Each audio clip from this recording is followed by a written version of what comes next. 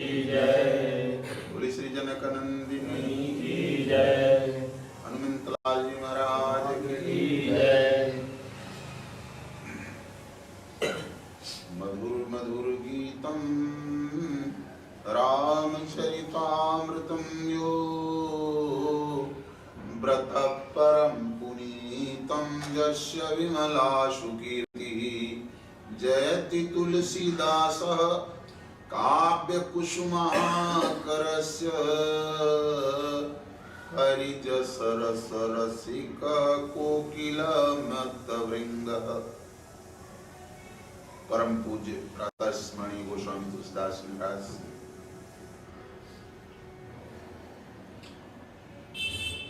का रचित यह भगवान के विग्रह स्वरूप श्री रामचरितमानस का आज सज्जनों आप लोगों के समक्ष सातवीं छठी गंगा की पावन गंगा की छठम खष्टम धारा आपके सामने प्रवाहित होने जा रही है। प्रेम पूर्वक मनसा वाचा कर्मणा से इसको सुन करके चिंतन मंथन करने की आवश्यकता है। यही जीवन की समस्या के समाधान का एक सुंदर से सुंदर हेतु है, कारण है। आइए 10 बार पहले बाह्याभ्यंतर की शुद्धि के लिए हम भगवान के पावन नाम का स्मरण करें। इसके बाद भगवत कृपा से भगवान की त्रिभुवन पावनी कथा सुधा का रसास्वादन करेंगे।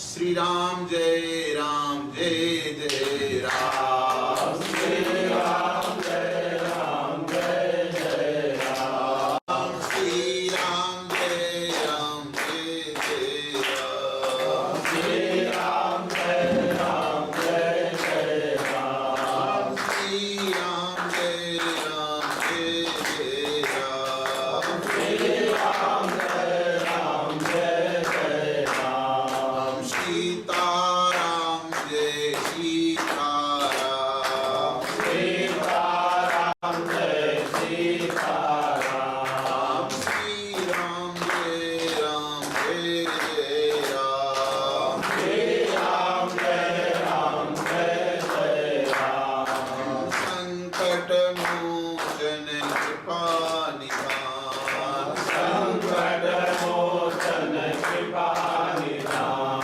श्री राम जय राम जय जय राम, श्री राम जय राम जय जय राम। भक्त भगवान की जय, हनुमंत लाल जी महाराज की जय, श्री जनक नंदिनी की जय।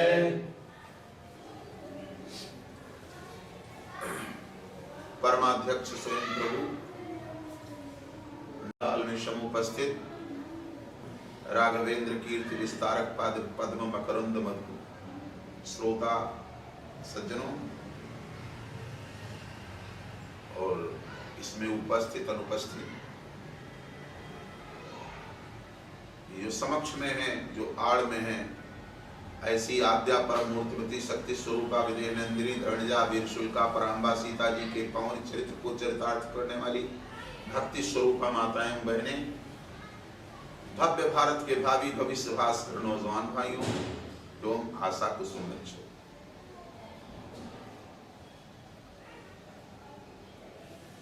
जीव के उद्धार का सोचता है कि जीव हम जैसे किस मार्ग से प्रभु को प्राप्त करें। जीव तब उद्धार होता है, जीव के मानव शरीर के प्राप्त होने का एक लक्ष्य है और वह लक्ष्य है ईश्वर को प्राप्त करना। ईश्वर को प्राप्त करने के लिए हम किस रास्ते से, कौन सा रास्ता सुलभ है जिससे हमें वह ईश्वर प्राप्त हो सकता है। 3 मार्ग बताए, कौन है? ज्ञान है, भक्ति और कर्म।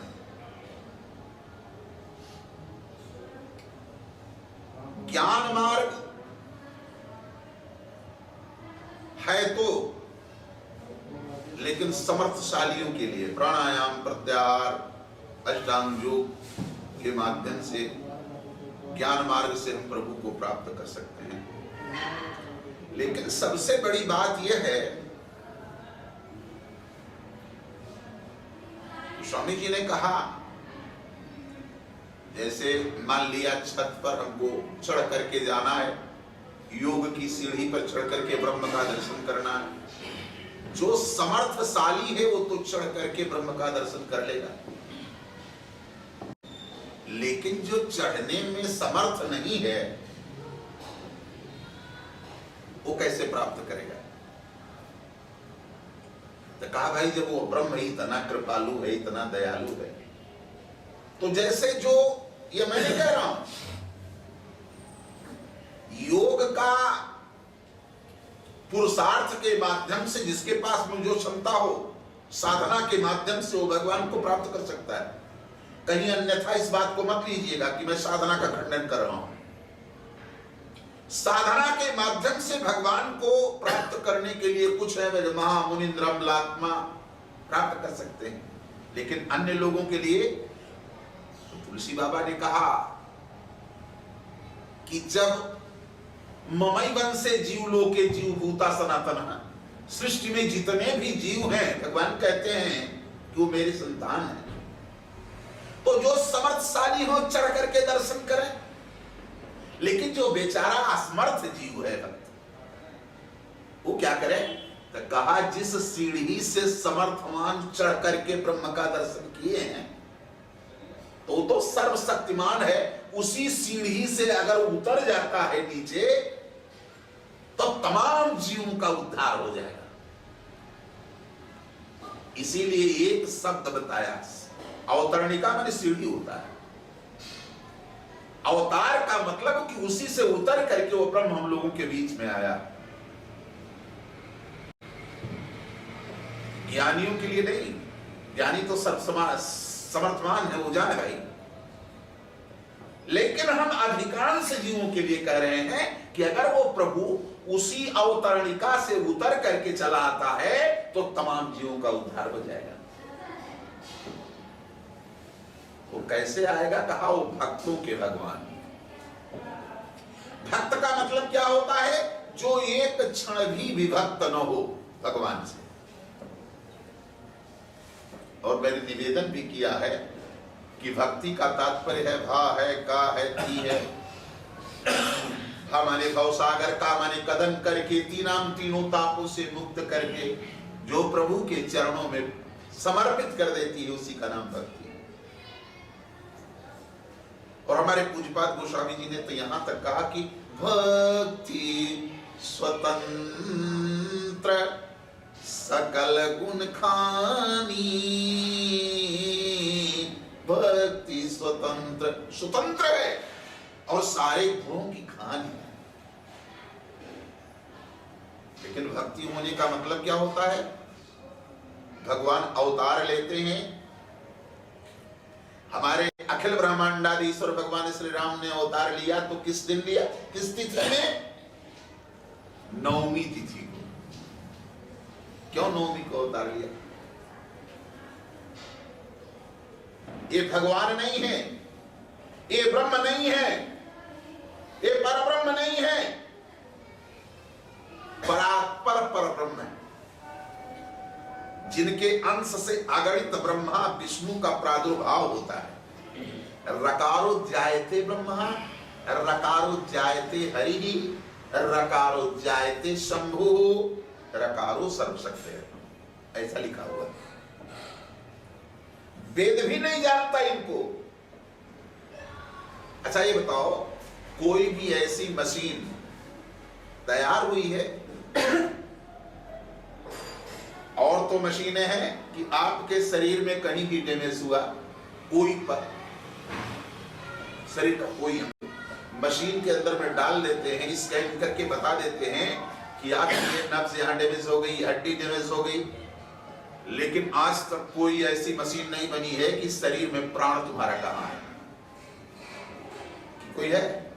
नहीं है, अभी तक नहीं बना। उसी तरीके से वेद का प्राण क्या है? क्या आप अपने प्राण को जानते हैं कि हमारा प्राण कहां है पूरी शरीर में? नहीं जानते हैं ना।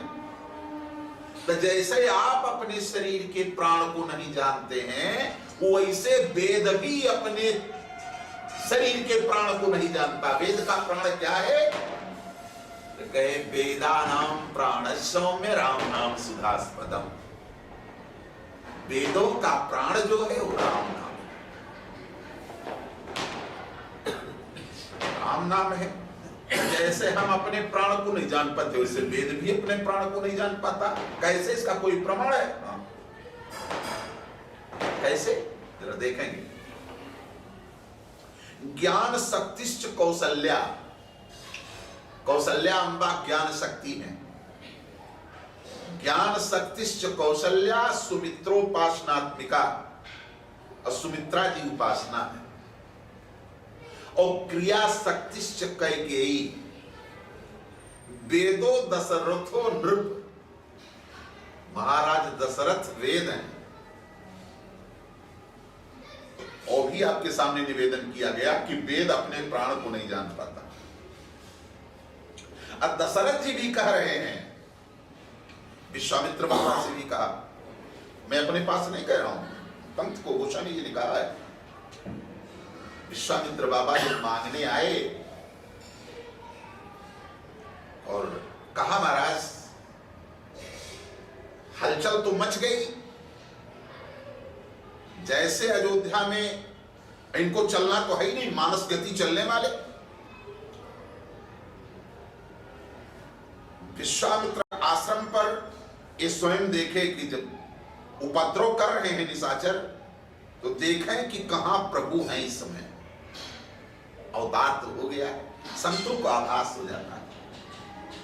नेत्र मूंदे तुरंत ध्यान आया, हो अयोध्या में चक्रवर्ती सम्राट महाराज दशरथ के यहां उनका अवतार हो चुका है।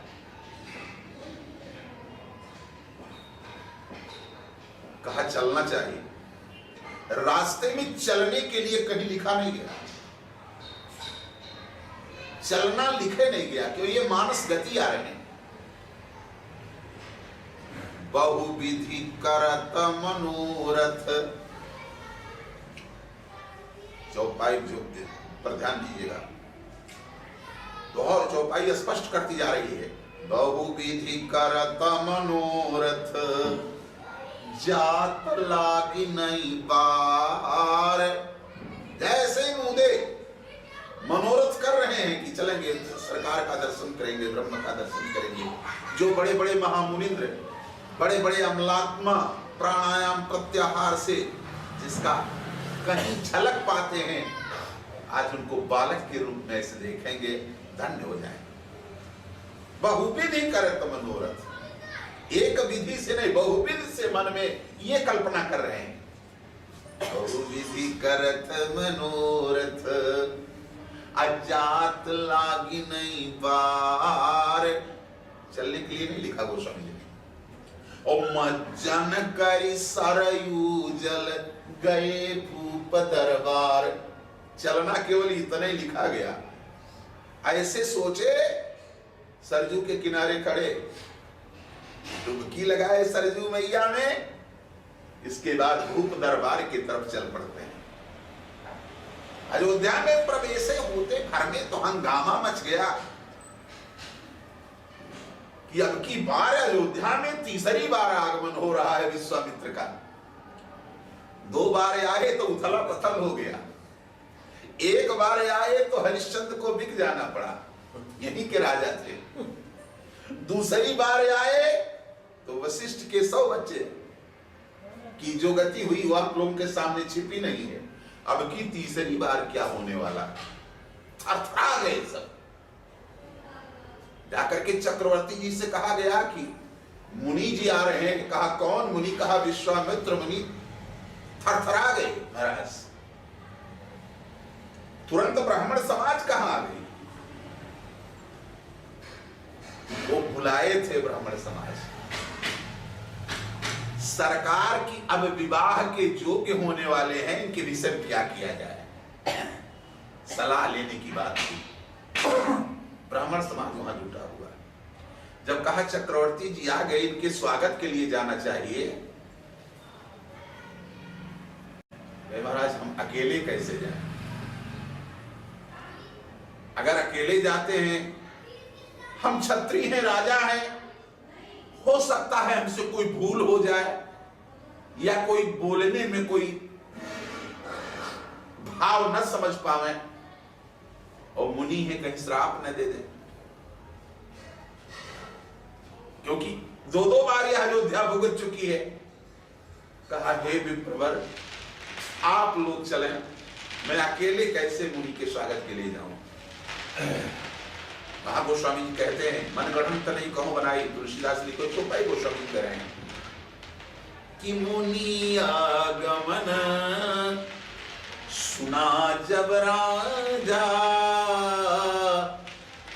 तब मिलन गयौ लई विप्र समाजा। ब्राह्मण समाज लेकर के मिलने के लिए जाते हैं। लाए, ला करके बैठाए, विधिवत पूजा किया, निज आसन बैठाए ही, यानी अपने स्वयं आसन पर ला करके बैठाए। कहा क्या हुआ? अपने तो चरण पखारी की नयति पूजा, और मोसम धन्या जनी दूजा। चरण को पखारे, और पखारने के बाद में नाना प्रकार से जैसा पंचोपचार ढंग से उनकी पूजा हुई, पूजा किए। कहा महाराज आज हम धन्य हो गए। तुरंत बुलाना नहीं पड़ा महाराज को, विश्वामित्र बाबा को। कहा अरे भाई लड़के जो हैं तीसरे, वो लड़के चौथे पन के हैं, तो थोड़ा चौथे पन के लड़के वैसे ही यही देख लो, विचार कर लो। लड़के तो वैसे ही प्रिय होते हैं, लेकिन बुढ़ापा के तो यो भी प्रिय होते हैं, क्योंकि बुढ़ापा में मोह ज्यादा व्याप्त हो जाता है। मोह मैंने कल की कथा में बताया है कि मोह किसे कहते हैं? सत्य का तिरस्करण, जानबूझ करके भी सत्य का तिरस्करण ही मोह है। इसीलिए रावण को मोह कहा गया था, जानते हुए भी उस सत्य का तिरस्कार करता था। देखिए क्या हुआ आज। जैसे महाराज का कि ले आओ बच्चों को, मुनि चरणनी मेले सुतचारी, चारों बच्चों को ला करके चरणों में, सरकार ये आपके प्रसाद है। लेकिन राम देखी मुनि देह विसारी। जब सरकार के हमारे मनोज मनहर छवि धाम मुखारविंद का साक्षात्कार किया विश्वामित्र जी ने, तब देह विसारी, देह ही ज्ञान ही नहीं रह गया। आनंदोद्रेक एवं हर्षातिरेक में इतना निमग्न हो गए कि देहानुसंधान ही दूर हो गए।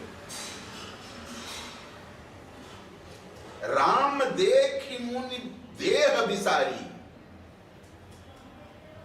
अब कितना मगन हुए, कितना डूब गए, भय मगन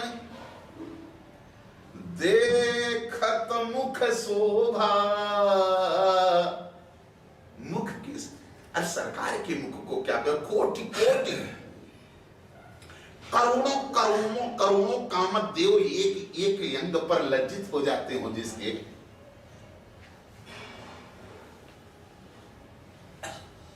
ऐसे अखिल ब्रह्मांडाधीश्वर के स्वरूप को क्या कहना? अंग अंग पे वारी यही कोटि कोटि सत्काम। ऐसा आगे चल करके मिथिला में गोस्वामी जी ने लिखा। आज तो वही सरकार है ना। भय मगन, मगन माने डूब जाना। क्या हुए? भय मगन। क्या देख करके? देखत मुख शोभा। कैसे? कि जन चकोर पूरन ससिलोभा। जैसे पूर्ण चंद्रमा को देख करके चकोर देह गेह परिवार किसी का ख्याल नहीं रह जाता उसको। इसको देख लो, केयर करके देखो। दिन में तो चकोर और चकोरी दोनों साथ में रहेंगे, लेकिन रात्रि जैसे हुई, चंद्रोदय जैसे हुआ, नदी के इस किनारे चकोर, नदी के उस किनारे चकोरी, इतना चंद्रमा में आ सकते। एक बार की बात है, ऐसे भगवान शंकर जो भस्म लगाते हैं, इनके विषय में पूछा गया कि महाराज यह शमशान का ये राख क्यों लगाते हैं?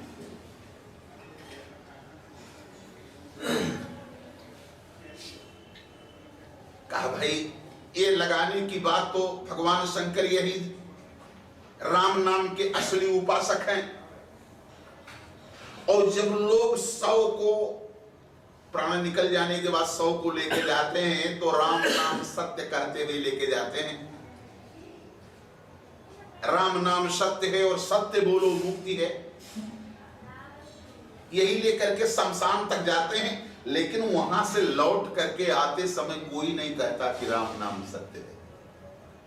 भगवान शंकर ने कहा जब घर से लेकर के शमशान भूमि तक ही राम नाम सत्य है, तो इस पवित्र राख को शरीर में लगा लेना आवश्यक है। ऐसा हाँ कहा तो चकोर क्या समझ करके, जैसे किसी को मिष्ठान दिया जाए वो खा लेगा, भाई मीठा चीज है, तीखा चीज भी लोग खा लेते हैं।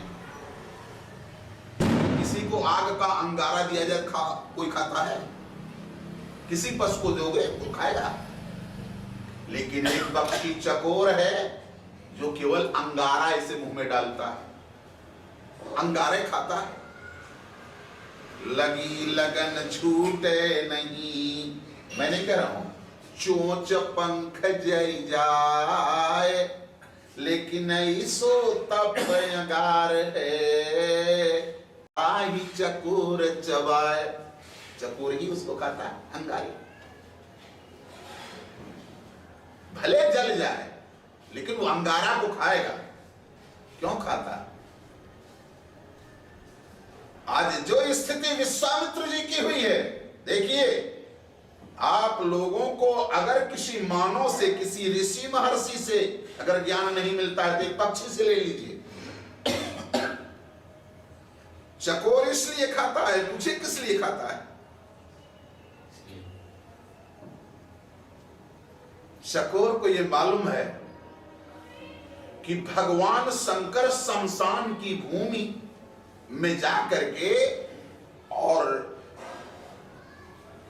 शमशान जलाई हुई लाश के जो राख है उस खाक को ही लगाते हैं।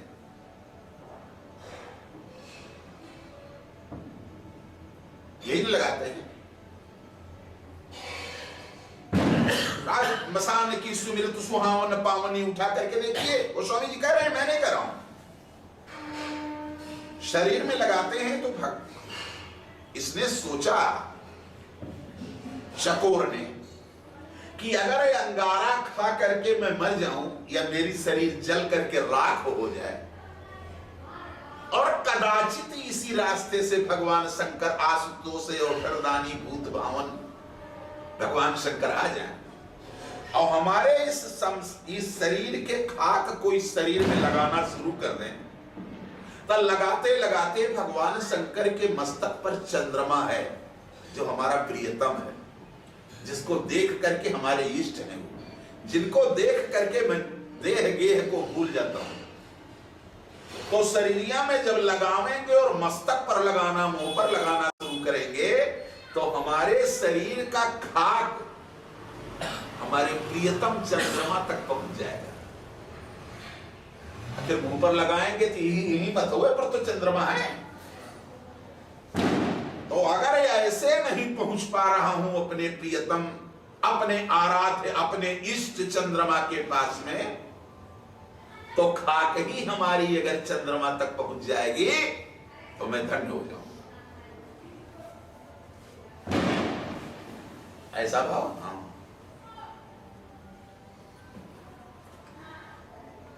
कहा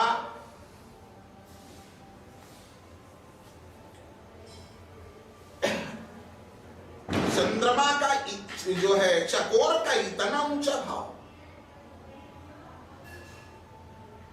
ये आप कह रहे हैं कि कोई दूसरा? नहीं नहीं नहीं, ये मैं नहीं कह रहा हूं। पिय से मिलम भभूति बनी, किसके? शशि शेखर के गात, और याही बिचारी अंगार को चाही चकोर चबात। कि अगर ऐसे नहीं मिल पा रहा हूं तो भभूत बन करके अपने प्रियतम चंद्रमा, अपने इष्ट चंद्रमा से एकदम देह ये दूर हो जाता है जब तक चंद्रोदय रहता है। आज ठीक उसी तरीके से विश्वामित्र जी भये मगन, उधर तो देह विसारी है, राम देखी मुनि देह विसारी, और यहां ऐसे डूबे कि भये मगन, देखत मन शोभा, देखत मुख शोभा, अरे जनु चकोर पूरन शशिलोभा। तब कुछ देर के बाद जब इनका ध्यान हटा, सरकार वहां से जैसे अच्छा महाराज ठीक है चल रहे हैं, सरकार तो समझ गए कि इनके देह गेह नहीं है, देहानुसंधान इनका दूर हो गया है।